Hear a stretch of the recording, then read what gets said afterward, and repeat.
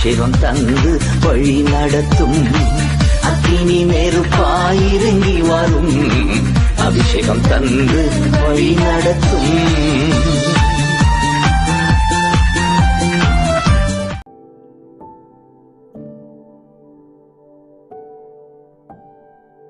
இந்த வேலையில கூட ஆண்டவருடைய திரு சமூகத்துல அவருடைய நாமத்தை மகிமைப்படுத்தக்கூடியாய் ஆண்டவர் நமக்கு கிருபை கொடுத்திருக்கிறார். சோ சிஸ்டர் எஸ்தர் அவர்களுக்கு ஹோஸ்டாக இருக்கிற அன்பு சகோதரி எஸ்தர் அவர்களுக்கு உள்ளத்தின் ஆழத்திலிருந்து நன்றி சொல்ல கடமைப்பட்டிருக்கிறேன். உங்களுக்கு கொடுத்திருக்கிற அந்த ஊக்கத்திற்கும் உற்சாகத்திற்கும் ஆண்டவருடைய நாமத்தை துதிக்கிற இன்னும் ஆண்டவர் உங்களை வல்லமையாய் பயன்படுத்துவாராக. கர்த்தர் வல்லமையாய் எடுத்து உங்களை உபயோகிப்பாராக. இந்த நாள்ல ஆண்டவருடைய திருப்பாதத்துல நான் ஜபத்துல இருந்த பொழுது ஆண்டவர் எனக்குள்ள ஒரு தந்த ஒரு பாரம் என்ன அப்படின்னா, சில நாட்களாக எழுப்புதல் இந்த காரியத்திற்கு நம்ம கடந்து வருகிற பொழுது பிரதானமாக தேவையான ஒரு காரியம் என்ன அப்படின்னா ஜபம்.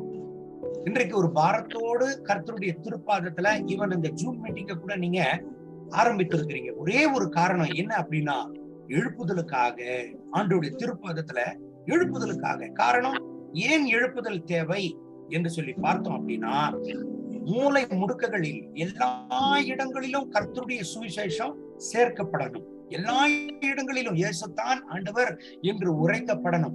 ஆத்துமாக்களை கர்த்தருக்காக ஆயத்தப்படுத்தணும். அது மாத்திரமல்ல, சுவிசேஷத்தை அறிவிக்கும்படியாக, சிஷ்யர்களை உருவாக்கும்படியாக, கர்த்தருக்காக ஆத்துமாக்களை சொந்தமாக்கும்படியாக எழுப்புதல் என்பது தேவை. உண்மையாகவே அந்த எழுப்புதல இந்த லாக்டவுனுக்கு அடுத்து நம்ம பார்க்க முடிகிறது. ஏனென்று சொன்னால், ஒரு சமுதாயத்துல ஒரு வித்தியாசம் இருக்கிறது, ஒரு சேஞ்சஸ் இருக்கிறது.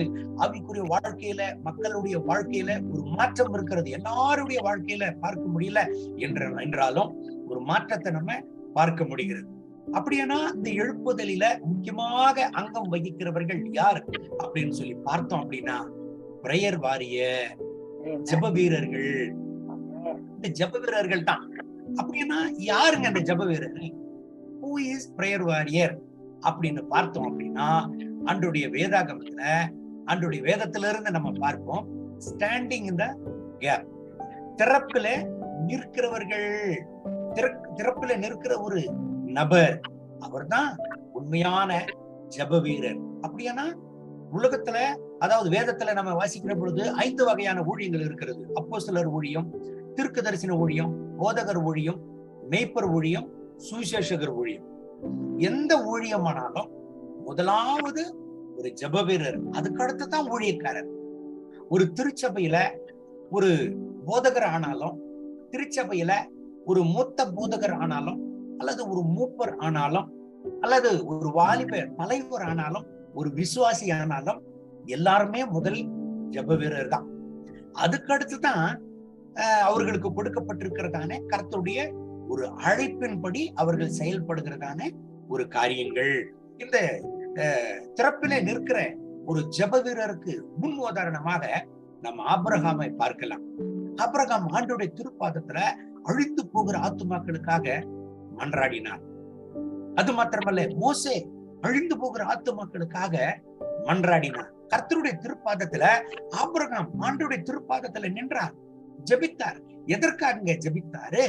எசேக்கியேல் தீர்க்கதரிசன புஸ்தகம் 22ஆம் அதிகாரம் 30வது வசனத்தை வாசிப்போமானால், நான் தேசத்தை அழிக்காத படிக்கு திறப்பிலே நிற்கவும் சுவரை அடைக்கவும் தக்கதாக ஒரு மனுஷனை தேடினேன், ஒருவனையும் காணேன்.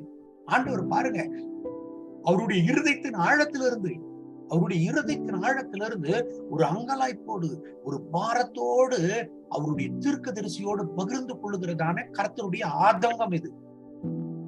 இந்த தேசத்தை நான் அழிக்க போகிறேன், இந்த தேசத்தை அழிக்க கூடாத படிக்கு திறப்பிலே ஒருவன் இருப்பானா என்று பார்க்கிறேன், ஒருவரையும் காணேனே என்று ஆண்டவர் அவருடைய மனபாரத்தை இந்த இடத்துல பகிர்ந்து கொள்ளுகிறார். அப்படின்னா திறப்பிலே நிற்கிற ஒரு நபரை ஆண்டவர் தேடுகிறார். 2 கொரிந்தியர் 5ஆம் அதிகாரம் 20வது வசனத்துல அப்போஸ்தலனாகிய பவுல் கூட சொல்லுகிறார்,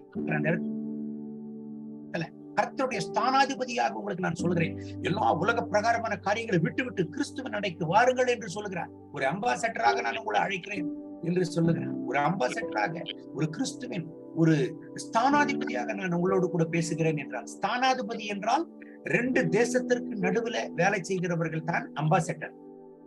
அப்போ கிறிஸ்துவின் ஸ்தானாதிபதி, கிறிஸ்துவின் கிரைஸ்ட் அம்பாசடர் என்று சொன்னால் கிறிஸ்துவுக்கும் மனுஷர்களுக்கும் மத்தியில வேலை செய்கிறவர்கள். இந்த இடத்துல ஆண்டவர் பாருங்க அவருடைய இயக்கத்தை, பாரத்தை வெளிப்படுத்துகிறாரு. இந்த தேசத்தை அழிக்க கூடாதுபடிக்கு திறப்பிலே ஒருவன் நிற்பானா, இந்த தேசத்திற்காக மன்றாடுவானா என்று நான் எதிர்பார்க்கிறேன். ஆனால் ஒருவரையும் நான் காணேனே என்று அவருடைய அங்கலாய்ப்பை வெளிப்படுத்துகிறார் ஆண்டவர். அவருடைய அங்கலாய்ப்பை பகிர்ந்து கொள்கிறார் அவருடைய தீர்க்கதரிசியோட கூட. அப்படி ஆண்டவருக்கு ஏன் அப்பேற்பட்ட ஒரு கோபம், அப்பேற்பட்ட அந்த தேசத்தின் மேல ஒரு அழிவை கொண்டு வருகிற அளவிற்கு ஏன் ஆண்டவருடைய கோபம் பற்றி எரிந்தது என்று சொல்லி பார்த்தோம் அப்படின்னா, ரோமருக்கு எழுதின நிருபம் 3ஆம் அதிகாரம் 23வது வசனம் சொல்லுகிறது, எல்லாரும் பாவம் செய்து தேவனுடைய மகிமையை அற்று போனார்களா. அதாவது ஏசாயா தீர்க்கதரிசி ஆண்டவருடைய பிறப்பிற்கு முன்பதாகவே, பல வருஷங்களுக்கு முன்பதாகவே ஆண்டவருடைய பிறப்பை குறித்து சொல்லி இருக்கிறார். ஆண்டவராக இயேசு கிறிஸ்துவே இந்த உலகத்திற்கு ஏன் கடந்து வரணும்? ஆதாம் இழந்து போன அந்த மகிமையை மனுஷனுக்கு திரும்ப கொடுக்கத்தான் ஆண்டவராக இயேசு கிறிஸ்து இந்த பூமிக்கு வந்தார். அதாவது முதலாவது ஆதாம் மண்ணிலிருந்து வந்தாரு, 2வது ஆதாமாகிய கிறிஸ்துவோ இந்த மகிமையில பரலோகத்திலிருந்து அவர் இறங்கி வந்தவராக காணப்படுகிறார். மனுஷன் அந்த மகிமையை இழந்து போனான். இந்த வசனத்துல பார்த்தோம் அப்படின்னா, ஏன் ஆண்டவருடைய கோபம் பற்றி எறியணும்? எதற்காக கர்த்தருடைய கோபம் பற்றி எறியணும்? எல்லாரும் பாவம் செய்து தேவனுடைய மகிமையை அற்றவர்களாய் போனார்களாம். தேவனுடைய மகிமையை அற்று போனார்களாம். கர்த்தருடைய சாயலை அற்றவர்களாய் மாறினார்களாம். அதாவது இந்த நாட்கள்ல கூட பார்த்தோம் அப்படின்னா, கர்த்தரை தேடுகிறதற்கு ஜனங்களுக்கு ஒரு நேரம் என்பது இல்லை. அதாவது அவங்களுடைய வேலைகளும், உலக பிரகாரமான வேலைகளும், தன்னுடைய சொந்த வேலைகளில ஓடி ஓடி அலைந்து அலைந்து அலைந்து திரிகிறார்கள் ஒழிய கர்த்தரை தேடுகிற ஒரு காரியத்தில் மனுஷர்களுக்கு ஒரு முக்கியத்துவம் இல்லாம இருக்கிற ஒரு சூழ்நிலைய இந்த நாட்கள்ல நம்ம பார்க்கிறோம். இந்த இடத்துல ஒரு 6 படத்தை இந்த இடத்துல நான் போட்டு வச்சிருக்கிறேன். முதலாவது படம் பார்த்தோம் அப்படின்னா கவலை, 2வது படம் பார்த்தோம்னா கோபம், 3வது படம் பார்த்தோம் அப்படின்னா பாருங்க கண்ணீரின் சூழ்நிலை. இப்படி ஒவ்வொரு காரியங்களையும் இந்த இடத்துல போட்டிருக்கிறேன். இன்னைக்கு சமுதாயத்தின் நிலைமை அப்படித்தான் இருக்கிறது. எங்க பார்த்தாலும் சமாதானம் இல்லை, எங்க பார்த்தாலும் நிம்மதி இல்லை, எங்க பார்த்தாலும் மனுஷனுக்கு ஒரு சமாதானம் இல்லை, ஒரு விடுதலை இல்லை. என்ன பண்றீங்க அப்படின்னு கேட்டா சொல்லுவாங்க, ஐயா நான் பிசினஸ் பண்றேன், ஓடி இரவும் பகலும் வேலை செய்து. ஏயா அப்படி வேலை செய்யற? நீ இந்த உலகத்துல உன் உயிர் போச்சுன்னா, உன் ஜீவன் போச்சுன்னா, நீ சம்பாதிக்கிற பணத்தை யாரையா அதை அனுபவிக்க போறான் அப்படின்னு ஒரு கேள்வி கேட்டோம்னா அதுக்கு அவங்க இடத்துல கேள்வி இல்லை. அதாவது இரவும் பகலும் வேலை, பணம், வேலை, பிசினஸ் காரியங்கள், உலக பிரகாரமான காரியங்கள். இப்படித்தான் மனுஷன் ஓடி ஓடி ஆண்டவருடைய மகிமையை இழந்து கொண்டிருக்கிறான். இன்னைக்கு நிறைய கிறிஸ்தவர்கள் ஆலயத்துக்கு போகிறது இல்லை. பேரு கிறிஸ்தவர்கள், ஆனா ஆலயம் இல்லை. தேவனுடைய மகிமையை அற்றவர்களாய், கர்த்தருடைய மகிமையை அற்றவர்களாய், தேவனுடைய சாயலை அற்றவர்களாய் இன்றைக்கு கிறிஸ்தவ சமுதாயத்துல பல பேரை நம்மால பார்க்க முடிகிறது. ஆகவே தான் ஜெபவீரன் தேவை. ஆண்டவருடைய திருசமூகத்துல ஆண்டவர் அங்கலாய்க்கிறார். ஆண்டவர் சொல்லல அந்த இடத்துல ஒரு தீர்க்கதரிசி நான் தேடுகிறேன் ஆண்டவர் சொன்னாரா? இல்ல. ஒரு அப்போஸ்தலரை தேடுகிறேன் சொன்னாரா? இல்ல. ஒரு போதகரை தேடுகிறேன் சொன்னாரா? இல்ல. ஒரு சுவிசேஷத்தை தேடுகிறேன், ஒரு சுவிசேஷத்தை அறிவிக்கிறவனை தேடுகிறேன் சொன்னாரா? இல்ல. என் பாதத்துல மன்றாடுகிறவனை தேடுகிறேன். The person who will stand in the gap and who will plead behalf of my people. ஏனென்றால் என் ஜனங்கள் தேவனுடைய மகிமையை அற்றவர்களாய் அங்கலாய்த்துக் கொண்டிருக்கிறார்களே, இவர்களை அழிக்க கூடாத படிக்கு நான் என் ஜனங்கள் மேல பரிதாபிக்கிறேன். என் ஜனங்களுக்கு அவர்கள் மேல மனதுருக நான் விரும்புகிறேன். ஆனா ஒருவரையும் நான் காணலையே. 2 நாளாகமம் 7ஆம் அதிகாரம் 14வது வசனத்தை இந்த இடத்துல வாசித்தோம்னால் ஆண்டவர் குறிப்பாக சில காரியங்கள் இந்த இடத்துல சொல்லுகிறார். என் நாமம் தரிக்கப்பட்ட என் ஜனங்கள் தங்களை தாழ்த்தி ஜெபம் பண்ணி. பாத்தீங்களா இந்த இடத்துல இங்கிலீஷ் பிரேயர்ல பாருங்க, கால்ட் அந்த இடத்துல ஒரு ரவுண்டு வட்டம் போட்டிருக்கிறது. Then if my people who are called by my name will humble themselves and pray and seek my face and turn from their wicked way, will hear from heaven and I will forgive their sins and restore their land. ஆண்டவர் சொல்றாரு பாருங்க, இதோ என் நாமம் தரிக்கப்பட்ட என் ஜனங்கள் தங்களை தாழ்த்தி மனம் திரும்பி தங்கள் பொல்லாத வழிகளை விட்டு விட்டு உண்மையாய் என்னை தேடுவார்களே என்ன. ஆங்கிலத்தில் சொல்லுகிறது பிரேயர். இந்த பிரேயர் தாங்க தேவை.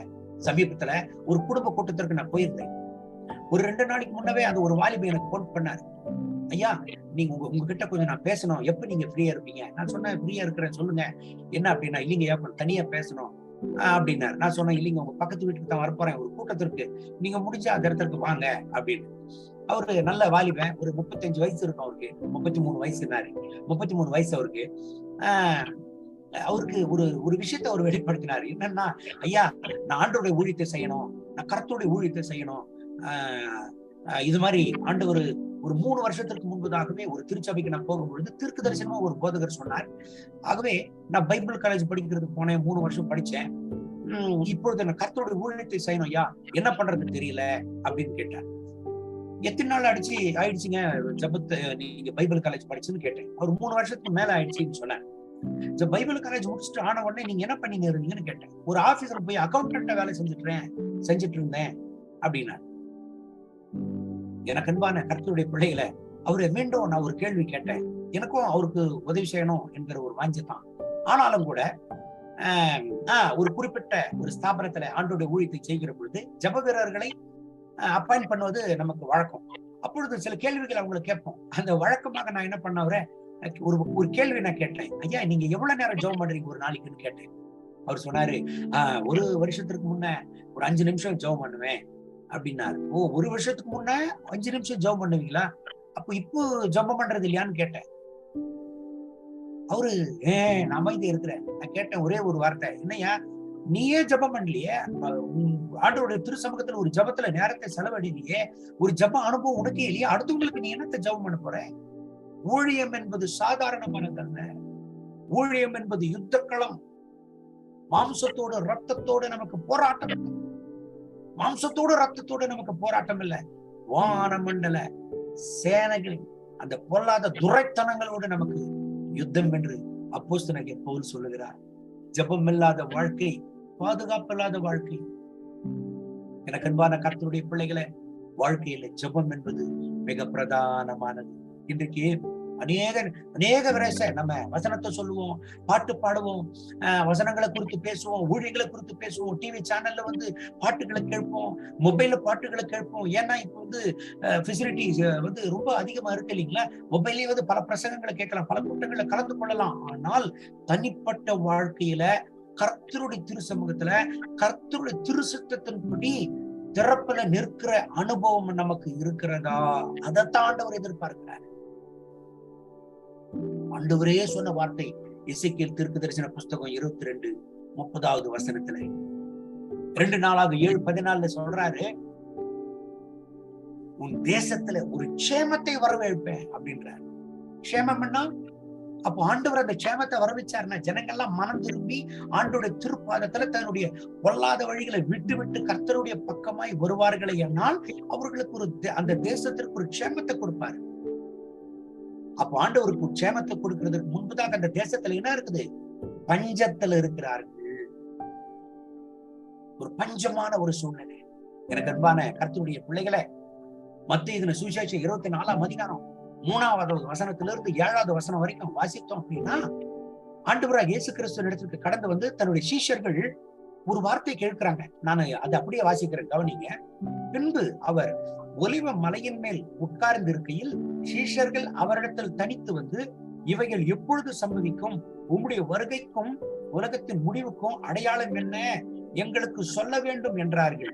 இயேசு அவர்களுக்கு பிரதியுத்தரமாக, ஒருவனும் உங்களை வஞ்சியாதபடிக்கு எச்சரிக்கையாயிருங்கள். ஏனெனில் அநேகர் என் நாமத்தை தரித்துக் கொண்டு நானே கிறிஸ்து என்று சொல்லி அநேகரை வஞ்சிப்பார்கள். யுத்தங்களின் செய்திகளையும் கேள்விப்படுவீர்கள். கலங்காதபடிக்கு எச்சரிக்கையாயிருங்கள். இவைகளெல்லாம் சம்பவிக்க வேண்டியதே, ஆனாலும் முடிவு உடனே வராது. 7வது வசனத்துல சொல்றாரு பாருங்க, ஜனத்திற்கு விரோதமாய் ஜனமும் ராஜ்யத்திற்கு விரோதமாய் ராஜ்யமும் எழும்பும், பஞ்சங்களும் கொள்ளை நோய்களும் பூமி எதிர்ச்சிகளும் பல இடங்களிலும் உண்டாகும். எனக்கு இருக்கிற என் அன்பான தேவனுடைய பிள்ளையே, கடைசி நாட்கள்ல நம்ம வாழ்ந்து கொண்டிருக்கிறோம். ஆண்டவராகிய இயேசு கிறிஸ்து தன்னுடைய வருகையின் அடையாளமாகிய மத்தேயு 24:7வது வசனத்துல சொல்லி இருக்கிறார். அவர் சொன்ன அடையாளங்கள் அத்தனை நிறைவேறி இருக்கு. பூமி அதிர்ச்சி கடந்த வாரம் தான் நம்ம அதாவது டர்க்கில சிரியாவில பயங்கரமான நிலநடுக்கம். எனக்கு அன்பான கர்த்தருடைய பிள்ளைகளை, 41,000 பேருக்கு மேலாக இறந்து போனார்கள் என்று டிவி ரிப்போர்ட் சொல்றாங்க. கர்த்தருடைய வருகையின் அடையாளம். கொஞ்ச நாளைக்கு முன்பதாக கொள்ளை நோய்களை நம்ம பார்த்தோம். ஏராளமான பேர் மரிச்சு போயிட்டாங்க. ஆண்டவருடைய வருகைக்கு அடையாளம். தேசத்திற்கு விரோதமாய் தேசம், உக்ரைனுக்கும் ரஷ்யாவுக்கும் கொஞ்ச நாட்களாக யுத்தம் நடந்து கொண்டே இருக்கிறது. பாருங்க, ஆண்டவருடைய வருகைக்கு அடையாளம். ஜனத்திற்கு விரோதமாய் ஜனம், சொல்ல வேண்டிய அவசியமே இல்லை. எந்த தேசத்துல பார்த்தாலும் ஜனத்திற்கு விரோதமாய் ஜனங்கள் எழும்புகிறதை நம்மால பார்க்க முடிகிறது. அது மாத்திரமல்ல, பஞ்சம் நிறைய பேருக்கு வேலை இல்லை. அமெரிக்க தேசத்துல நிறைய பேர் வேலையை இழக்கிறாங்க என்று சொல்றாங்க. பல பேருக்கு வேலை இல்லை. ஒரு எத்தனையோ ஜப குறிப்புகளை நான் பெற்றுக்கொள்றேன். என் வேலைக்காக ஜபிங்க ஐயா, எனக்கு வேலை இல்லை அனௌன்ஸ் பண்ணிட்டு இருக்கிறாங்க. பர்மனன்ட் பண்றேன்னு சொன்னாங்க, உனக்கு சேலரி ஹைக் பண்றேன்னு சொன்னாங்க. ஆனால் அந்த ஸ்டாஃப்ல இருந்து ரிமூவ் பண்ற லிஸ்ட்ல என் பேரு இருக்குது. பாஸ்டர், எனக்காக ஜெபம் பண்ணுங்க. இதை நம்பி நான் லோன்ல வீடு வாங்கினேன், இதை நம்பி நான் காரு வாங்கினேன், என்ன பண்றதுன்னே தெரியலையே, எப்படி குடும்பத்தை நடத்துறது? இன்னும் ஏராளமான ஜப குறிப்புகளை பெற முடிகிறது. இதெல்லாம் வருகைக்கு அடையாளம். எனக்கு அன்பான கர்த்தருடைய பிள்ளைகளாகிய நம்ம ஜபத்துல தரித்திருக்க வேண்டிய அவசியம் இருக்கிறது. எதற்காக? தேசத்திற்காக. இன்றைக்கு இந்த ஜூம் மீட்டிங்ல கூட ஆண்டவருடைய பிள்ளைகள் அதற்காகத்தானே இங்க இருக்கிறீங்க. ஏங்க இந்த பஞ்சத்தை குறித்து ஆண்டவர் சொல்றாரு, உன் தேசத்திற்கு நான் க்ஷேமத்தை வர வைப்பேன், உன் தேசத்திற்கு நான் க்ஷேமத்தை கொடுப்பேன்னு சொல்றாரு. எனக்கு அன்பான கர்த்தருடைய பிள்ளைகளை, ஜெபிக்கிற வாழ்க்கை செழித்தோங்கும், ஜெபிக்கிற வாழ்க்கை ஆனந்தமாக இருக்கும், ஜெபிக்கிற வாழ்க்கை சந்தோஷமாக இருக்கும், ஜெபிக்கிற வாழ்க்கை கர்த்தருக்குள்ள மனமகிழ்ச்சியா இருக்கும், ஜெபிக்கிற வாழ்க்கை கர்த்தருடைய திருச்சத்தத்தை நிறைவேற்றும். ஜெபமில்லாத வாழ்க்கை கிறிஸ்தவ வாழ்க்கை அல்ல. இரவு முழுவதும் ஆண்டவர் ஜெபித்தாரு, பகல் முழுவதும் ஊழியம் பண்ணார் என்று வேதம் சொல்லுகிறது. நன்மை செய்தவராய் சுற்றி திரிந்தாராம். ஊழியத்தை ஆரம்பிக்கிறதுக்கு முன்பதாகவே 40 நாள் வனாந்தரத்துல போய் கடந்து ஜெபம் பண்ணி இருக்கிறார். அவர் ஏங்க வனாந்தரத்திற்கு போனோம்? பக்கத்து வீட்டுக்கு போய் ஜெபம் பண்ணி இருக்கலாமே, பக்கத்து ஊருக்கு போய் ஜெபம் பண்ணி இருக்கலாமே. யாரும் இல்லாத வனாந்தரத்துல ஆண்டோட திரு சமூகத்துல அவர் தரித்திருந்தா. அதிகமாக ஆண்டவர் வனாந்தரத்துல தான் ஜெபம் பண்ணி இருக்கிறார், ஒலிவ மலையில ஜெபம் பண்ணி இருக்கிறார். எனக்கு அன்பான தேவனுடைய பிள்ளைகளை, ஜெபம் தேவை.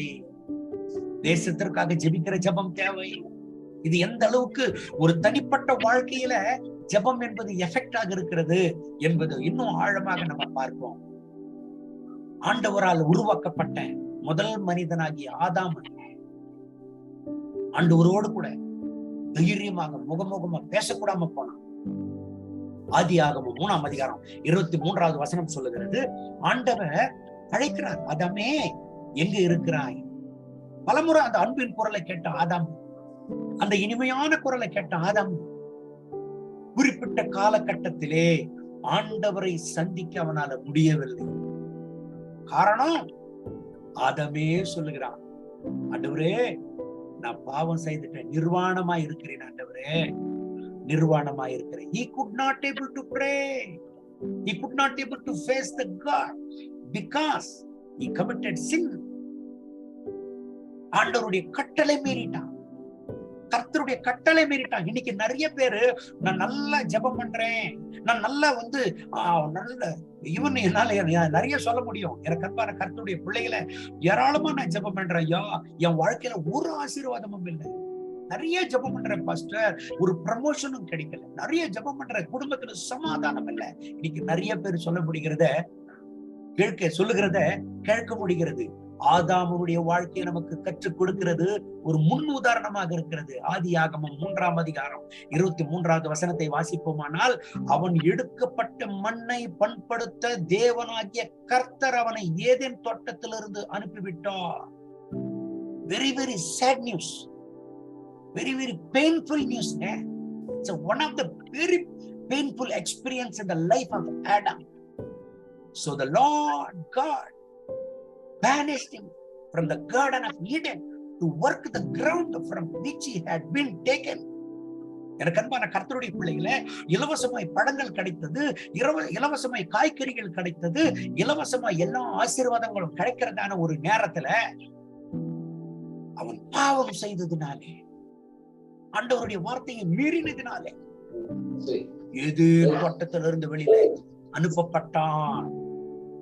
ஏதேன் தோட்டத்திலிருந்து வெளியில அனுப்பப்பட்டான். எனக்கு அன்பான கர்த்தருடைய பிள்ளைகளை, இன்னைக்கு நிறைய பேர் நம்ம சொல்றோம், ஏன் என் வாழ்க்கையில ஒரு ஆசீர்வாதம் இல்லை, ஏன் என் வாழ்க்கையில ஒரு மாற்றம் இல்லை, ஏன் என் வாழ்க்கையில ஒரு என் சூழ்நிலைகள் மாறல, ஏன்யா?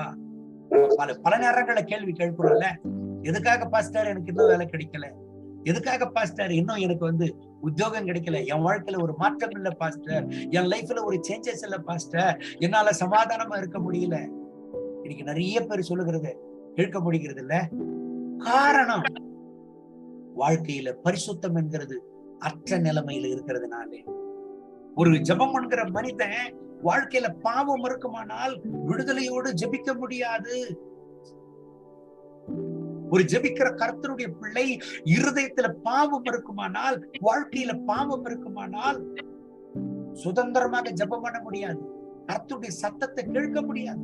ஏசாயா தீர்க்கதரிசன புஸ்தகம் 59ஆம் அதிகாரம் 1வது வசனமும் 2வது வசனம் சொல்லுகிறது, உங்களை ரட்சிக்க கூடாதபடிக்கு கர்த்தருடைய கரம் குறுகி போகவில்லை, உங்கள் ஜெபங்களை கேட்க கூடாதபடிக்கு அவருடைய செவி மந்தமாகவில்லை, உங்கள் அக்கிரமங்களே அவருக்கும் உங்களுக்கும் மறைவாக இருக்கிறது என்று வேதம் சொல்லுகிறது. இந்த கடைசி நாட்களில எனக்கு அன்பான கர்த்தருடைய பிள்ளைகளை, மனிதனுடைய வாழ்க்கை எத்தனை வகையில சீரழியணுமோ அத்தனை வழிகளும் மனுஷனுக்கு ஆயத்தமாக இருக்கிறது, அதாவது அவைலபிளாக இருக்கிறது. அதை தேர்ந்தெடுத்துக் கொள்ள வேண்டிய நிலைமை, தேர்ந்தெடுத்துக் கொள்ள வேண்டிய கடமை நம்முடைய கரத்துல தான் இருக்கிறது, நம்முடைய கரத்துல தான் இருக்கிறது. இந்த கடைசி நாட்களை நம்ம வாழ்ந்து கொண்டிருக்கிறோம். கேட்கிறோமே இல்ல செய்தியில, ஆணுக்கு ஆணு கல்யாணம் பண்ணிக்கலாம், பெண்ணுக்கு பெண்ணு கல்யாணம் பண்ணிக்கலாம். கடைசியில ஒரு சட்டம் கொஞ்ச நாளுக்கு முன்ன கடந்து வந்தது, அதாவது பாவம் பண்றது தவறே இல்லை, பாவம் பண்றது தப்பே இல்லை. பல தேசங்கள்ல இருக்குது இன்னைக்கு சட்டம், அபார்ஷன் பண்றது, குழந்தை கொல்றது, கர்ப்ப சிசு கொல்றது தவறே இல்லை அப்படின்னு. பாவம். எனக்கு அன்பான கர்த்தருடைய பிள்ளையில, ஒரு தேசமானாலும் ஒரு குடும்பமானாலும் ஒரு வாழ்க்கையானாலும் ஒரு ஜெபிக்கிற கர்த்தருடைய பிள்ளைகளுடைய வாழ்க்கையில செழிப்பில்லாத இதற்கு காரணம் என்ன? ஒரு செழிப்பின் அனுபவங்கள் வெளிப்படாததற்கு காரணம் என்ன? பாவம். ஆதாமுடைய வாழ்க்கை அதுக்கு முன் உதாரணமாக இருக்கிறது. அவனுடைய வாழ்க்கையில ஏதேன் தோட்டத்திலிருந்து வெளியே அனுப்பப்பட்டான். ஏதேன் தோட்டத்தை அந்த ஆசீர்வாதங்களை அனுபவிக்க ஆதாமால முடியல. ஜெபம் என்றால் என்னங்க? ஆண்டவரோடு கூட இருக்கிறதான ஒரு உறவு. ஆண்டவரோடு கூட prayer is a relationship with God. Prayer is not ordinary one. ஏதோ ஒரு 4 வார்த்தையை பேசிட்டு, ஏதோ ஒரு 4 வார்த்தைகளை கர்த்தருடைய சமூகத்துல சொல்லிட்டு கடந்து போறதில்ல. நமக்கு தேவையானதை கேட்டுட்டு போகிறதல்ல. நம்ம கேட்டாலும் கேட்கலனாலும் நமக்கு தேவையானது ஆண்டவருக்கு தெரியும். சங்கீதங்களின் புஸ்தகம் 34:10 சொல்லுகிறது, சிங்க குட்டிகள் தாட்சி அடைந்து பட்டினியாய் கிடக்கும், கர்த்தரை தேடுகிறவர்களுக்கு ஒரு நன்மையும் குறைப்படாது, ஒரு நன்மையும் குறைப்படாது. எனக்கு அன்பான கர்த்தருடைய பிள்ளைகளை, ஆண்டவருடைய திரு சமூகத்துல நம்ம இருக்கிற பொழுது நம்முடைய தேவைகள் அனைத்துமே ஆண்டவருக்கு தெரியும். மத்தேயு சுவிசேஷம் 7ஆம் அதிகாரம் 7ல இருந்து நம்ம வாசித்துட்டே போனோம்னா ஆண்டவர் சொல்றாரு, கேளுங்கள் கொடுக்கப்படும், தட்டுங்கள் திறக்கப்படும், தேடுங்கள் கண்டடைவீர்கள். அப்புறம் ஆண்டவர் சொல்றாரு, ஒரு குழந்தை தன்னுடைய தகப்பனார அப்பத்தை கேட்டா கல்ல கொடுப்பானா, மீனை கேட்டா பாம்பை கொடுப்பானா? கொல்லாதவர்களா இருக்கிற நீங்களே உங்க பிள்ளைகளுக்கு நல்ல ஈவுகளை கொடுக்க அறிந்திருக்கும் போது பரமபிதாவானவர் தன்னுடைய நம்மிடத்துல வேண்டிக் கொள்ளுகிறவர்களுக்கு அதிகமான நன்மையான ஈவுகளை கொடுப்பது அதிக நிச்சயம் அல்லவா? நம்ம கேட்டாலும் கேட்கலனாலும் நம்ம தேவைகளை கர்த்தர் சந்திக்கிறவராக இருக்கிறார். எனக்கு அன்பான கர்த்தருடைய பிள்ளைகளே, prayer life is not a ordinary one. Prayer life is a battlefield. ஆதியாகமம் 32:26 சொல்லுகிறது, வாழ்க்கையிலே அண்ணனுக்கு பயந்து வனாந்தரத்தின் வழியாய் கடந்து போகிறதான யாக்கோபு ஆண்டவருடைய திருச்சமூகத்துல வனாந்தரத்துல ஜெபம் பண்றாரு. என்னன்னு ஜெபம் பண்றாரு? ஆண்டவருடைய வார்த்தை சொல்லுகிறது, ஆண்டவரே, unless you bless me, I will not leave you. யாக்கோபு சொல்றாரு, என்னை நீ ஆசீர்வதித்தால் ஒழிய நான் உம்மை விட மாட்டேன் ஆண்டவரே. அதுதாங்க ஜெபம். வேதம் குறிப்பாக சொல்லுகிறது, அந்த வசனத்தை தமிழ்ல வாசிக்கிறேன் பாருங்க. ஆதியாகமம் 32:26, அவர் நான் போகட்டும், பொழுது விடுகிறது என்றார். அதற்கு அவன், நீர் என்னை ஆசீர்வதித்தால் ஒழிய உம்மை போக விடேன். பாத்தீங்களாங்க, ஒருத்தருக்கு ஒருத்தர் போராடுறாங்க. ஆண்டவர் சொல்றாரு, நான் பொழுது விடுகிறது, போயிட்டு என்னை விட்டுரு யாக்கோபே. அப்படின்னா எவ்வளவு ஒரு வல்லமையான ஜெபமாக அது இருந்திருக்கணும். அந்த வனாந்தரத்துல தன்னந்தனிமையாக ஜெபித்துக் கொண்டிருந்த, உடைந்த ஒரு இருதயத்தோடு, உடைந்த உள்ளத்தோடு மன்றாடி கொண்டிருந்த யாக்கோபுடைய விண்ணப்பத்தை கேட்டு, மன்றாடுதலை கேட்டு ஆண்டவர் அந்த வனாந்தரத்துல இறங்கி வந்தாரு. அந்த ஜெபத்தின் நேரத்தில் ஆண்டவர் கடந்து வந்த பொழுது இறுக பிடித்துக் கொள்ளுகிறான். ஆண்டவரே, என்னை ஆசீர்வதித்தால் ஒழிய உம்மை விட மாட்டேன். நீர்தான் என்னை ஆசீர்வதிக்கிறவர், நீர்தான் என்னை ஆசீர்வதிக்கிறவர். இன்னைக்கு நிறைய பேரால ஜெபிக்க முடியல. காரணம் என்ன? உலக பிரகாரமான ஆசாபாசங்கள். ஜெபம் என்கிற பேர் வைத்த பிறகும், கிறிஸ்தவர்கள் என்று பேர் வைத்த பிறகும் உலக பிரகாரமான காரியங்களை விட்டு பாடு இல்ல. பாவ பழக்கங்கள், பாவ சுபாவங்களை விட்டு பழக்கம் இல்ல, விட்ட பாடே இல்ல. அன்பான தேவனுடைய பிள்ளைகளை, ஜெபம் என்பது சாதாரணமானதல்ல. Interceding to God. It's a mighty relationship with God. அந்த ஜெபம் தான் இன்னைக்கு தேவை. அந்த ஜெபம் தான் தேசத்துல ஒரு மாற்றத்தை கொண்டு வரும். எனக்கு அன்பான கர்த்தருடைய பிள்ளைகளை, அப்படியே நம்ம பார்த்தோம் அப்படின்னா, ஒரு ஜெபவீரன் என்பது, ஒரு ஜெபவீரன் என்ற ஒரு நபர் எப்படி இருப்பாரு? He will be available to God. He will be available to God. எசேக்கியேல் தீர்க்கதரிசன புத்தகம் 22:30 ஆண்டவர் அதான் சொல்றாரு. ஐயோ, நான் ஒருத்தனை தேடுறேன், மன்றாடுவானா, என் சமூகத்துல ஜெபிப்பானா அப்படின்னு தேடுறேன், ஆனா ஒருவரையும் காணேனே. Nobody is available. Why? Everybody occupied in their business. Their minds are occupied with there's so many things, money, business, and so many work, this and that. எனக்கு அன்பான கர்த்தருடைய பிள்ளைகளை, இன்னைக்கு எத்தனையோ காரியங்களை நம்ம செய்யறோம். குடும்பத்தை கவனிக்கிறோம், குடும்பத்துல வீட்டுல எத்தனையோ வேலைகளை கவனிக்கிறோம். ஆனா எல்லாத்துக்கும் வச்சுக்கும் நம்ம அவைலபிளா இருக்கிறோம். ஆனா ஆண்டவருக்கு அவைலபிளா இருக்கிறோமா? கர்த்தருக்கு அவைலபிளா இருக்கிறோமா? நம்மோடு கூட அவர் பேச ஆவலா இருக்கிறாரே, ஆண்டவருக்கு அவைலபிளா இருக்கிறோமா? Always we are available. No, to our relatives, our friends, or anybody through the mobile. But are we available to God? யாரு ஆண்டவருடைய சமூகத்துல அவைலபிளா இருக்கிறாங்களோ அவங்க கிட்டத்தான் ஆண்டவர் பேசுவார். ஜபத்துல அங்கிள் டிஜிஎஸ் தினகரன் அவர்கள் 2 கண்களை பயபக்தியா மூடிதான் ஒரு ஜெபம் பண்ணுவார். 29வது பவர் மினிஸ்ட்ரியில அங்கிள் டிஜிஎஸ் தினகரோடு கூட நான் பயிற்சி பெற்றேன். அவர் சொல்லி கொடுத்த ஒரு காரியம், கண்ணுகளை திறக்கவே கூடாதுன்னு சொல்லுவார்.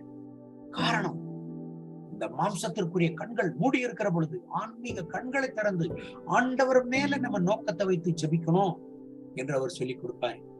காரணம், அவர் எந்த நேரத்துல தரிசனத்தை கொடுப்பாரோ நமக்கு தெரியாது, எந்த நேரத்துல எப்படி பேசுவாரோ நமக்கு தெரியாது. எனக்கு அன்பான கர்த்தருடைய பிள்ளைகளை, we need to available to God. We need to available to God.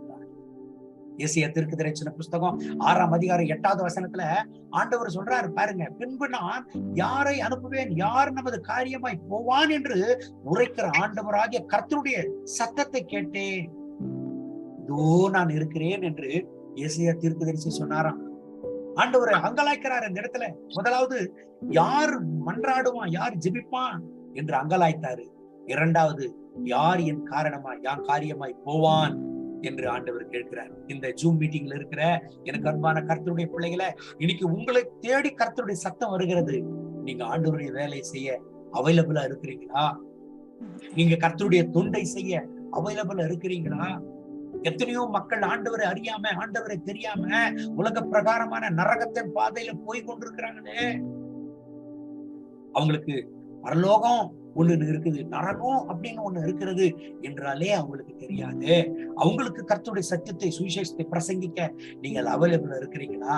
prayer warrior will be available to God to fulfill his will. அடுத்த காரியத்தை நம்ம பார்க்கலாம். The preaching gospel is a command to all disciples. It's not optional one. கர்த்தருடைய சுவிசேஷத்தை பிரசங்கிக்க இப்பது என்பது mark 16:15 ஆண்டவராகிய இயேசு கிறிஸ்துவே சொல்லி இருக்கிறார். உலகமெங்கும் போய் சர்வ சிருஷ்டிக்கு சுவிசேஷத்தை பிரசங்கியுங்கள். எனக்கு அன்பான கர்த்தருடைய பிள்ளைகளை, அப்போஸ்தலனாகிய பவுல் சொல்லுகிறார் 1 கொரிந்தியர் 9:6 கர்த்தருடைய சுவிசேஷத்தை நான் பிரசங்கிக்கிறேன், சுவிசேஷத்தை பிரசங்கிக்கவில்லை என்றால் ஐயோ என்று சொல்லுகிறார். சுவிசேஷத்தை யாருங்க பிரசங்கிப்பாங்க? ஆண்டவருடைய திருப்பாதத்துல காத்திருக்கிற, தேவனோடு கூட மன்றாடுகிற, திறப்பில நிற்கிறவர்கள் தான் ஆண்டவருடைய சுவிசேஷத்தை பிரசங்கிக்க முடியும். The call to reach the lost. அழிந்து போகிற ஆத்துமாக்களுக்கு சுவிசேஷத்தை அறிவிக்க அப்போஸ்தலனாகிய பவுல் தெரிந்து கொள்ளப்பட்டார். அவருடைய வாழ்க்கையில அதை செய்தார். எனக்கு அன்பான கர்த்தருடைய பிள்ளைகளை, இன்னும் நம்ம பார்த்தோம் அப்படின்னா fulfill the will of God. ஆண்டவருடைய திறப்பிலே நின்று நம்ம கர்த்தருடைய வார்த்தைகளை கர்த்தருடைய திருசமூகத்தில் அறிக்கையிட்டு கர்த்தருடைய சத்தத்தை நிறைவேற்ற நம்ம இருக்கிற பொழுது ஆண்டவருடைய திருசத்தத்தை நிறைவேற்றுகிறோம். ஆண்டவர் தான் எசேக்கியேல் தீர்க்கதரிசன புத்தகம் 22:30 அதைத்தான் சொல்றாரு. இந்த தேசத்தை அழிக்க கூடாது என்பதுதான் என் சித்தம். அந்த திருசத்தத்தை நிறைவேற்ற யாரு இருக்கிறாங்க? ஜெபிக்கிற மனிதன் கர்த்தருடைய சத்தத்தை நிறைவேற்றுகிறான். கர்த்தருடைய சத்தத்தை நிறைவேற்றுகிறான். இன்னைக்கு நிறைய காரியங்களை குறித்து கவலை நமக்கு. ஐயோ, என் பிள்ளைய யார் பாத்துக்குவாங்க, என் மனைவி யார் பாத்துக்குவாங்க, என் கணவனாரை யார் பாத்துக்குவாங்க, அந்த தேவைகளை யார் சந்திப்பாங்க? எனக்கு அன்பான கர்த்தருடைய பிள்ளைகளை, ஒரு சின்ன சாட்சியை சொல்லி நான் ஜெபத்திற்குள்ள கடந்து செல்லுவோம். அதாவது நான் காலேஜ் படிக்கிற பொழுது ஒரு கிராமங்கள்ல கடந்து போய் ஊழியம் பண்ணிட்டு இருந்தேன். அப்பொழுது எனக்கு ஒரு சைக்கிள் இருந்தது. அந்த சைக்கிள்ல தான் கடந்து போய் காலையில வந்து காலேஜுக்கு போயிட்டு வந்து மத்தியானத்துல இருந்து கிராமங்கள் மேல போவேன். கைப்பிரதிகளை கொடுத்துட்டு போவேன், கிராமமா கொடுத்துட்டு போவேன். அப்பொழுது ஒரு கிராமத்துல கைப்பிரதி கொடுக்க நான் கடந்து போயிருந்தேன். ஆனா அந்த கிராமத்துக்கு நான் போகும்பொழுது சைக்கிள்ல போல. ஏன் அப்படின்னா சாயங்காலம் ஒரு ஜபக்கூட்டம் இருந்தது. நான் அந்த இடத்துல ஜபக்கூட்டத்தை முடிச்சுட்டு அப்படியே கைப்பிரதிகளை கொடுத்துட்டு கடந்து வரலாம்னு பஸ்ல போனேன். சைக்கிளை வந்து எங்க ஒரு கிராமத்துல இருந்து ஒரு 2 கிலோமீட்டர் இருக்கிற இடத்துல சைக்கிளை வச்சுட்டு பஸ்ல போனேன். அந்த இடத்துல கைப்பிரதிகள் எல்லாம் அந்த ஊர்ல கொடுத்தேன். யாரும் தெரியாதவங்க அவங்க எல்லாம் என்னை ஜபத்துக்கு கூப்பிட்டாங்க. அந்த இடத்துக்கு கடந்து போய் ஆண்டவருடைய சுவிசேஷத்தை அறிவித்து அவர்களுக்காக ஜெபிச்சேன். இப்ப சாயங்காலம் ஒரு சின்ன ஜபக்கூட்டம் இருக்கிற அந்த ஊர்ல, அந்த ஜபக்கூட்டத்திற்குள்ள நான் கடந்து வந்தேன். அந்த ஜபக்கூட்டத்திற்குள்ள கடந்து வரும் பொழுது ஜபக்கூட்டம் எல்லாம் ஆகி போச்சு, முடிஞ்சிருச்சு. அவங்க ஜபக்கூட்டம் முடிஞ்ச உடனே நானும் சொன்னேன், ஐயா நான் போயிட்டு வரட்டுமா அப்படின்னு கேட்டேன். நேரத்தை பார்த்தா 8:20. அந்த ஊர்ல இருந்து பஸ் நான் சைக்கிளை வச்சிருக்கிற ரோடுக்கு வரணும் அப்படின்னா 8:10 லாஸ்ட், கடைசி பஸ் அப்ப போயிடும். 8:20 பஸ்ஸே இல்லை. ஆனா என் மனசுல நான் நினைக்கிறேன், ஐயா தயவுசெய்து இவ்வளவு இருட்டுல எங்க போறீங்க, அமாவாசை இருட்டு, ரொம்ப இருட்டா இருக்குது, எங்க போறீங்க, காலையில போங்க, விடிய காலம் ஏஞ்சி போடுங்களேன் அப்படின்னு சொல்லுவாருன்னு நான் எதிர்பார்க்கிறேன். ஆனா அது சொல்லல அவரு. சரி, நான் என்ன பண்றது, இல்லைங்க நான் ராத்திரிக்கு இங்கே இருக்கிறேன்னு சொல்ல முடியுமா, ஊழியம் ஆயிப்போச்சு, ஐயா நான் போயிட்டு வரேன் ரொம்ப நன்றின்னு சொல்லிட்டு என் பைபிள் பேக் எடுத்துட்டு நான் நடந்து வர்றேன். அங்கிருந்து ஒரு 1.5 பர்லாங்கு, அதாவது ஒரு 150-200 மீட்டர் நடக்கணும் ரோடுக்கு பஸ். அந்த ரோடுக்கு நடந்து வரணும். முன்னோருக்கு இருக்கிற முள்ளு தெரியல, அவ்வளவு இருட்டா இருக்குது, ரொம்ப இருட்டா, பயங்கரமா இருட்டா இருக்குது. நான் அப்படியே நடந்து வர்றேன். யாராவது வண்டிக்கு வருமா, கடந்து போய் அந்த ரோட்ல போயிட்டு பஸ்ஸுக்கு நிக்கலாமா இல்ல லாரிக்கு நிக்கலாமா, எது வருதுன்னு தெரியலையேன்னு வர்றேன். ஆனா எனக்குள்ள ஒரு தைரியம் என்னன்னா, அது லாரிங்கெல்லாம் வரும் அந்த ரூட்ல, அப்ப லாரியை பிடிச்சிட்டு நம்ம என்ன பண்ணுவோம், நம்ம சைக்கிள் வச்சிருக்கிற வந்துருவோம் அப்படின்னு சொல்லிட்டு ஜெபம் பண்ணினே கடந்து வர்றேன் ரோடுக்கு. வந்தா ஏதோ வேனுக்கு போகுது, லாரிக்கு போகுது, ஆனா ஒருத்தரும் நிறுத்த மாட்டாங்க. கை காட்டுறேன். தெய்வ பிள்ளைகளை நல்லா கவனிங்க.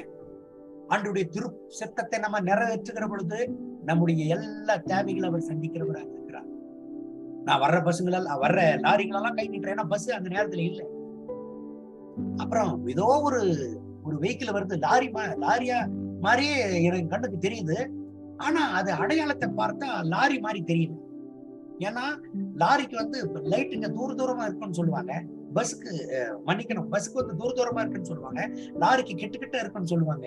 ஆனா தூரத்துல இருந்து வருகிறது நான் பாக்குறேன். ஏதோ ஒரு லாரி வருது, இவனாவது நிறுத்துவானா, இந்த லாரியில ஏறி போயிட்டு கொஞ்சம் நம்ம இறங்கிடலாமே சைக்கிள் கிட்டன்னு சொல்லிட்டு நான் தூரத்துல இருக்கும்போதே கை நீட்டுறேன், கை காட்டிட்டே இருக்கிறேன். நல்ல வேலை, கர்த்தருடைய கிருபையால கொஞ்சம் தூரம் வரும்போது அவன் ஸ்லோ பண்ணிட்டான். அந்த வெஹிக்கிளை ஸ்லோ பண்ணிட்டான். கடைசியில என் கிட்ட வந்து கரெக்டா நிறுத்தினாங்க. நானு லாரி தான் வந்துச்சு அப்படின்னு அந்த இருட்டுல ஒண்ணும் தெரியலையே, சரி பார்க்கலாம் போயிட்டு அண்ணா ரொம்ப நன்றி அப்படின்னு சொல்லிட்டு ஏற போறேன். அது லாரி இல்லைங்க, பஸ். எனக்கு ஒரே ஷாக்கு. பஸ்ல ஏறி உட்காடுறேன். டிரைவர் இருக்கிறாரு, கண்டக்டர் இருக்கிறாரு, செக்கிங் அந்த டிக்கெட்டை செக்கிங் பண்றவர் ஒருத்தர் இருக்கிறார். 3 ஸ்டாஃப்ங்க இருக்கிறாங்க. பேசஞ்சர் நான் ஒண்டிதான். எனக்கு ஒரே ஷாக் ஆகி போச்சு. என்னடா இது, இந்த நேரத்துல பஸ் ஏதோ ஒண்ணு விட்டுருக்காங்களே, எக்ஸ்ட்ரா பஸ் இருக்கும் போல. என்ன கண்டக்டர் டிக்கெட் வாங்க வந்தாரு. நான் கேட்டேன், ஐயா இந்த நேரத்துல போய் பஸ் வருது, ஏன் புது பஸ் போட்டுருக்காங்களான்னு கேட்டா அவர் சொன்னாரு, இல்லைங்க ஒரு 12 கிலோமீட்டர் தூரத்துல இருந்து அந்த பஸ் வருது. நாங்க சாப்பிட போயிருந்தோம், கடைசியில நாங்க சாப்பிட்டு வர்றோம், கடைசியில பஸ் பார்த்தா பஞ்சர் ஆயிட்டு இருக்குது, பஞ்சர் போட்டுன்னு எல்லாம் ரெடி பண்ணிட்டு வரதுக்கு இவ்வளவு நேரம் ஆகி போச்சுங்க அப்படின்னாங்க. எனக்கு 2 கண்கள் எல்லாம் கலங்கினது கண்ணீரோடு. காரணம், எனக்காக ஆண்டவர் அந்த பஸ்ஸை பாருங்க அதை தாமதிக்க வைத்தா. நிறைய நேரங்கள்ல நம்ம நினைக்கிறோம், ஐயோ நான் ஜெபம் பண்றேனே, கர்த்தருடைய ஊழியத்தை செய்கிறேனே, கர்த்தருடைய திருசத்தத்தை நிறைவேற்றுகிறேனே, யார் என் அங்கலாய்ப்பை பார்ப்பார்? இந்த இணைப்பில் இருக்கிற, இந்த ஜூம் மீட்டிங்ல இருக்கிற எனக்கு அன்பான தேவனுடைய பிள்ளைகளை, நீங்க யாரா இருந்தாலும், நீங்கள் ஜெபிக்கிற தேவனுடைய பிள்ளையா இருக்கிறீங்களா, கர்த்தருடைய திருச்சத்தத்தை நிறைவேற்றுகிற தேவனுடைய பிள்ளைகளா இருக்கிறீங்களா, கவலைப்படாதீங்க. ஆண்டவருடைய சித்தத்தை நிறைவேற்றுகிற தேவனுடைய பிள்ளைகளாக நீங்கள் இருக்கிற பொழுது உங்களுக்குரிய காரியங்கள் எல்லாம் அவர் பார்த்துக் கொள்வார், உங்களை கைவிடவே மாட்டார். When you are called by God to intercessor in the gap, you are precious child of God. திறப்பிலே நின்று ஆண்டவருடைய சமூகத்துல மன்றாட நீ அழைக்கப்படும் பொழுது நீ நன்றாக புரிந்து கொள், ஆண்டவருடைய திருச்சத்தத்தை நிறைவேற்றுகிற ஒரு உன்னதமான விலையேறப்பட்ட தேவனுடைய பிள்ளை என்பதை மறந்து விடாது. சகோதரி எஸ்தர் அவர்களும் ஆர்வமையா ஆராதனை நடத்தின தேவனுடைய பிள்ளையாகிய அன்பு சகோதரியும் இன்னும் அநேக பேர் இந்த இணைப்புல இருக்கிறீங்க. உங்களுடைய தாகம், உங்களுடைய பாரம், உங்களுடைய வாஞ்ச ஒரு எழுப்புதல ஆண்டவர் கட்டளை இடணும். கட்டாயம் ஒரு எழுப்புதல் வந்து வரும். ஏன் அப்படின்னா ஆண்டவர் உண்மையாகவே கிறிஸ்தவ சமுதாயத்தில், கிறிஸ்தவ சபையிலே ஒரு எழுப்புதலை ஆண்டவர் கொடுத்து கொண்டிருக்கிறார், ஒரு மாற்றத்தை கொடுத்து கொண்டிருக்கிறார். வெளிப்படுத்தின விசேஷம் 22:12 வசனத்தை வாசிக்கிற பொழுது ஆண்டவராகிய கர்த்தருடைய வார்த்தை சொல்லுகிறது பாருங்க, பாவம் செய்கிறவங்க இன்னமும் பாவம் செய்யட்டும். இன்னைக்கு அதுதான் நடந்து கொண்டிருக்கிறது. துர்மார்க்கத்தில் போறவங்க இன்னும் துர்மார்க்கத்தில் போயிட்டு இருக்கிறான். ஜபத்துல இருக்கிறவங்க இன்னும் ஜபத்துல இருக்கிறாங்க. பரிசுத்தமா இருக்கிறவங்க இன்னமும் பரிசுத்தமா இருக்கிறாங்க. ஜெபிக்கலன்னு சொல்ல முடியாது. ஜெபிக்கலன்னா கர்த்தர் நம்மளை காப்பாத்தி இருக்க மாட்டாங்க. நம்ம கூட கொரோனா செத்து போயிருப்போம். ஆனா இரக்கமா யார் நம்மை காப்பாத்தினாங்க, அவருடைய மனதுருக்கத்தோட காப்பாத்தினாங்க. இந்த இணைப்பில் இருக்கிற அன்பு தேவனுடைய பிள்ளைய, நீங்க எதற்காக ஜெபித்துக் கொண்டிருக்கிறீங்க, எதற்காக நீங்க மன்றாடி கொண்டிருக்கிறீங்க? உங்க கண்ணீரை கர்த்தர் பார்க்கிறார், உங்க கதறலை கர்த்தர் கேட்கிறார், உங்க தேவைகள் எல்லாம் கர்த்தர் அறிந்திருக்கிறார். உங்களை அவர் கைவிடவே மாட்டார். ஒரு ஜீவனுள்ள சாட்சியாக உங்களை நிறுத்துவார். நம்ம எல்லாரும் கண்களை மூடி ஆண்டவருடைய நாமத்தை மகிமைப்படுத்துவோமா? அன்பின் ஆண்டவரே துதிக்கிறோம்ப்பா, இந்த அருமையான நேரத்திற்காக உமக்கு நன்றி செலுத்துகிறோம் ஆண்டவரே. இந்த இணைப்பில் இருக்கிற எல்லா கர்த்தருடைய ஆண்டவரே தேவனுடைய பிள்ளைகளுக்காக நன்றி. இந்த ஜெபத்தை நடத்துகிற உம்முடைய ஊழியக்காரருக்காக நன்றி. கர்த்தருடைய திருப்பிரசனம் ஒவ்வொருவர்கள் மேலே இறங்கி வருவதாக, இவர்கள் தேவைகள் எல்லாம் ஜீவனுள்ள ஆண்டுடைய பிரசனம் இவர்கள் மேல இறங்குவதாக தகப்பன். இவர்கள் துக்கம் சந்தோஷமாக மாறட்டும். இன்னமும் அழிந்து போகிற ஆத்துமாக்களுக்கு சுவிசேஷத்தை பிரசங்கிக்க முடிய பிள்ளைகளை பயன்படுத்தும். ஆண்டவருடைய திருவல்லமை வெளிப்படட்டும். ஆண்டவரை ஸ்தோத்திரிக்கிறோம். ஆமா சுவாமி, ஆண்டவரே நீங்களுடைய வருகையில நீ வருகிற பொழுது நாங்க என்ன வேலை செய்தோம் அதை நீர் கேட்க மாட்டேன், நாங்கள் எவ்வளவா சம்பாதித்தோம் அதை நீர் கேட்க மாட்டேன். எத்தனை ஆத்துமாக்களோடு உடைய பரலோக ராஜ்யத்திற்கு நாங்கள் வருகிறோம் என்பது தான் நீர் கேட்பீர் ஆண்டவரே. அப்படியா நாங்கள் உடைய வருகையில வருகிற பொழுது உண்மையும் உத்தமமான ஊழியக்காரனே என்னுடைய மகிமை என்னுடைய மகிமைக்குள் பிரவேசி என்று சொல்லத்தக்கதாக ஆண்டவரே அதற்கு பாத்திரவான்களாக நாங்கள் இருக்கத்தக்க உமக்காக உழைக்க ஆண்டவரே கோடிக்கணக்கான ஆத்துமாக்களோடு உம்முடைய வருகையில நாங்கள் கலந்து கொள்ள கர்த்தர் எங்களுக்கு குருவித்தார். அந்த ஜெப வாஞ்சியை, அந்த ஜெப தாகத்தை, அந்த ஜெப பாரத்தை எங்கள் மேல ஊற்றும், எங்கள் குடும்பத்துல ஊற்றும் ஆண்டவரே. ஒரு சாதாரணமா ஜெபிக்கிறவர்களா நாங்கள் இல்லாம தரிசனத்தோடு கர்த்தருடைய சத்தத்தை கேட்கிறவர்களாய், கர்த்தருடைய தரிசனத்தை பார்க்கிறவர்களாய், ஆண்டவருடைய இருதயத்தின் பாரத்தை புரிந்து ஜெபிக்கிறவர்களாய் இருக்க கர்த்தர் எங்களுக்கு குருவித்தார். அப்படியே செய்கிறது இந்த மகத்துவமுள்ள நேரத்தில் உடைய திருக்கரத்தில் எங்களை ஒப்புக் கொடுக்கிறோம். உடைய திருசத்தை எங்கள் மூலமாக நிறைவேற்றும். மகிமை கனம் துதி உமக்கு இயேசுவின் நாமத்தில் கேட்கிறோம் நல்ல பிதாவே. ஆமென், ஆமென்.